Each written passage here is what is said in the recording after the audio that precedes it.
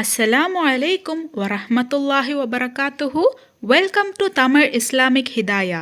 பைத்துல் முகத்தஸுக்கு பக்கத்துல ஒரு தாய் அவங்க மகனோட வாழ்ந்து வந்தாங்க. அவங்க மரணப்படுக்கையில இருக்கும்போது அவங்களோட மகனை அழைத்து ஒரு வசியத் செய்யறாங்க. அந்த உம்மா அவங்க மகன் கிட்ட, இந்த ரஜப மாதத்துல நான் மரணித்து விட்டா நான் இப்போ அணிந்திருக்கிற இதே உடைய கொண்டு நீங்க என்ன அடக்கம் செய்யணும்னு சொல்றாங்க. அப்ப மகன் அவங்க உம்மாவோட ட்ரெஸ்ஸ பாக்குறாங்க. அதுல அங்கங்க லேசா ஓட்டைகள் விட்டு சில இடங்கள்ல தையல்களும் இட்டிருந்தது. அப்போ மகன் இது ஏன்னு தெரிஞ்சுக்கிறதுக்காக காரணம் கேட்டப்போ அந்த உம்மா சொல்றாங்க, இந்த உடைய அணிந்து கொண்டு நான் நிறைய தொழுகைகளை தொழுதிருக்கேன். இபாதத்துகளை ஈடுபடும் போது இந்த உடைய அணிந்திருக்கிறதுக்கு எனக்கு ரொம்ப விருப்பமா இருக்கும். அதனால இந்த உடைகளை அணிந்து நான் கபர்ல இருக்க ஆசைப்படுறேன்னு சொல்றாங்க. அதுல இருந்து கொஞ்ச நாட்கள்லயே அவங்க தாய் மவுத் ஆகுறாங்க. ஆனா மத்தவங்க என்ன நினைப்பாங்களோன்ற காரணத்தினால அந்த மகன் அவங்க தாய் சொன்ன பேச்ச கேட்காம ஒரு புது உடைய வாங்கி கஃன் உடையா அணிவிச்சு அவங்கள அடக்கம் செய்யறாங்க. அதே இரவு அந்த மகனுக்கு ஒரு கனவு வருது.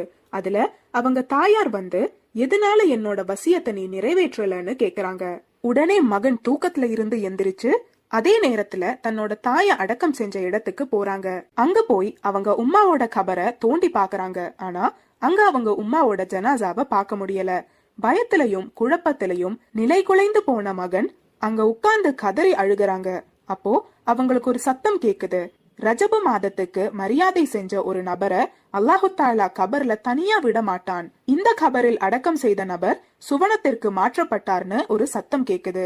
இந்த ஒரு நிகழ்வை துர்ரத்து நாசிரின் தப்பிஹுல் ஆஃபிலின் இமாம் கசாலி அவர்களோட கிதாபுலன்னு இன்னும் பல கிதாபுகள்ல இந்த ஒரு நிகழ்வு பதிவு செய்யப்பட்டிருக்கு. அந்த தாயார் ரஜப மாதத்துக்கு மரியாதை செலுத்தும் விதமா ரஜப மாதத்தின் ஒவ்வொரு நாள்லயும் 11 முறை சூரா இஹ்லாஸையும் 40 முறை சூரா ஃபாத்திஹாவையும் ஓதி வந்திருக்காங்க. அதே போல அதிகப்படியான சுன்னத் நோன்புகளை நோற்று குர்ஆன் ஓதுறதையும் அதிகப்படுத்தியிருக்காங்க. இந்த ஒரு காரணத்தினால அல்லாஹு தாலா நேரடியா சுவனத்துக்கு அனுப்பி இருக்கிறதா கிதாபுகள்ல நம்மளால பார்க்க முடியுது. அதனால இன்ஷா அல்லாஹ் எந்த அளவுக்கு நம்ம ரமலான் மாதத்துல அமல்களை செய்யறோமோ அதே அளவுக்கு ரஜப மாதத்திலையும் அமல்கள் செய்ய நம்ம கட்டாயமா முயற்சி செய்யணும். இந்த பதிவுல உங்களுக்கு ஏதாவது சந்தேகம் இருந்துச்சுன்னா கமெண்ட் பண்ணுங்க.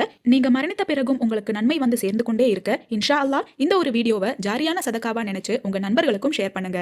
அல்லாஹு தாலா நாம் அனைவரின் வாழ்க்கையிலும் ஹைரும் பர்க்கத்தும் தந்து அருள் புரிவானாக. ஆமீன்.